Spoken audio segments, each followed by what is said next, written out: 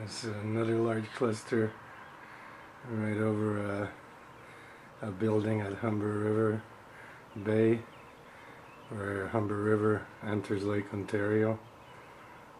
It's a large cluster.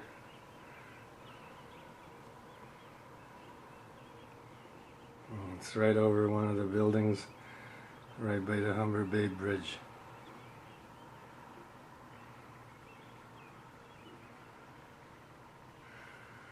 This is an active cluster,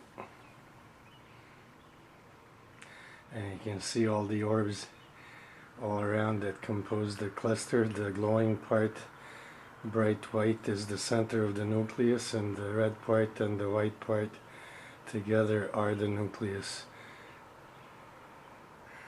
And you can see just how much activity that's having in the air. That's what it looks like from a little farther away. I'll just back up a little more so you can see it's over a building. It's a tall building. It's the tallest building at Humber Bay, and that's a condominium complex.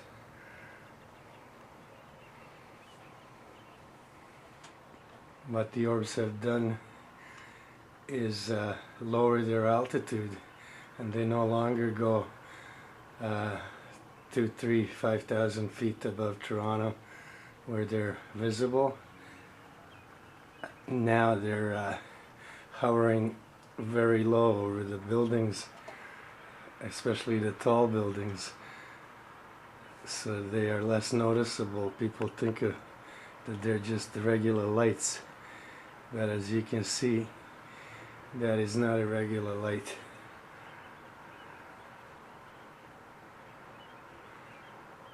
And you can see the white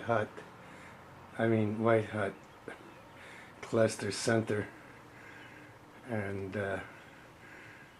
it's now surrounded by green and yellow, and there's some red color, but you can see all the orbs around revolving counterclockwise around the cluster center, and heating up that middle so that it is white hot. That's a large cluster. It's about half the diameter of the building. That building is a cube-like building, but if it was round, if you were to draw a circle around the top of it, this would take up half of the circle. That's how large the cluster is. It's huge.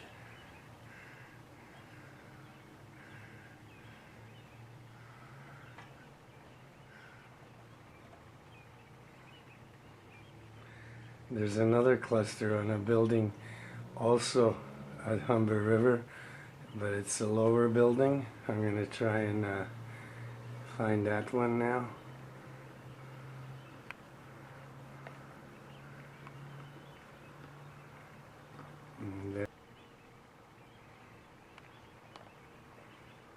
That's another large cluster. This one is at Humber River as well, but it's over a lower building than the last one, the first one that I showed. And that's also a gigantic cluster. And you can see all the orbs around that as well.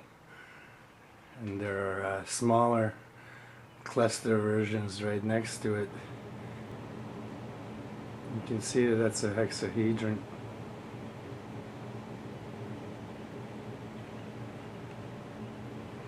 That's a large hexahedron cluster. So is the other one. But now it knows that I'm filming it, so it's put up the hexahedron shield. You can see the orbs inside of it. The larger orbs, they are clusters as well. The whole thing is made up of clusters, and you can just see them moving around quite a lot.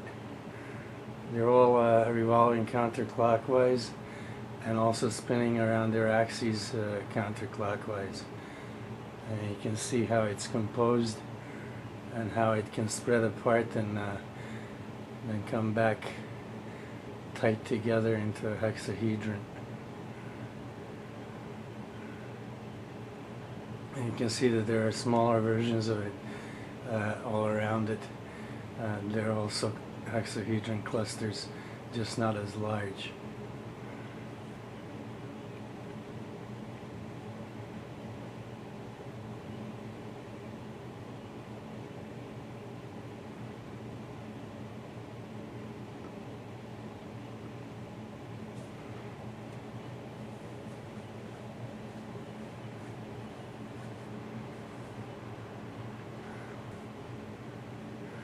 The orbs are really pronounced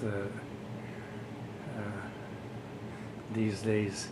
There's so many of them, you can't miss them.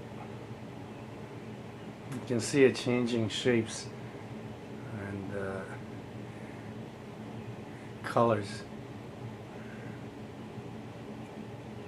Those are all different plasma states that that nucleus is undergoing.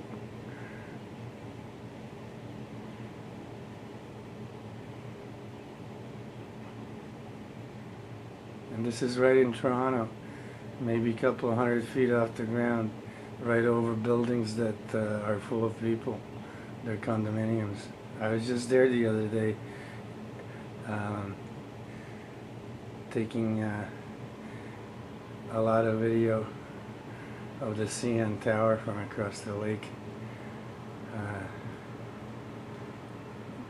The trees down there and the bushes all around the lake shore are full of those orbs, and it's difficult to see because there are so many of them in the air that they blur vision, and the camera focus as well. There's just so many of them you can't even see. And you can see what they're doing, and you can see the high vibrations that they're undergoing, and those are all harmonics frequencies. And you can see how they alternate them, speed them up, slow them down, and that changes the plasma states of the entire cluster nucleus. The orbs on the outside of the nucleus, outside of the red part, they are rotating counterclockwise around that nucleus, and they are creating the glow with their velocity. And their velocities vary depending on what the cluster needs for power, in terms of power.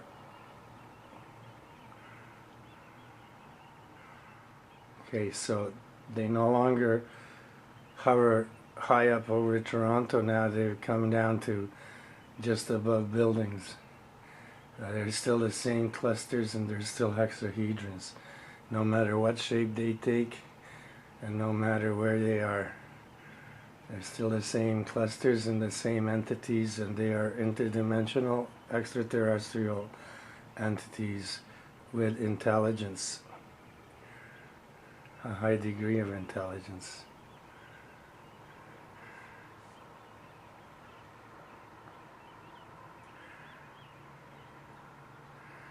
So now that we've seen this one, let's go back and look at the other one.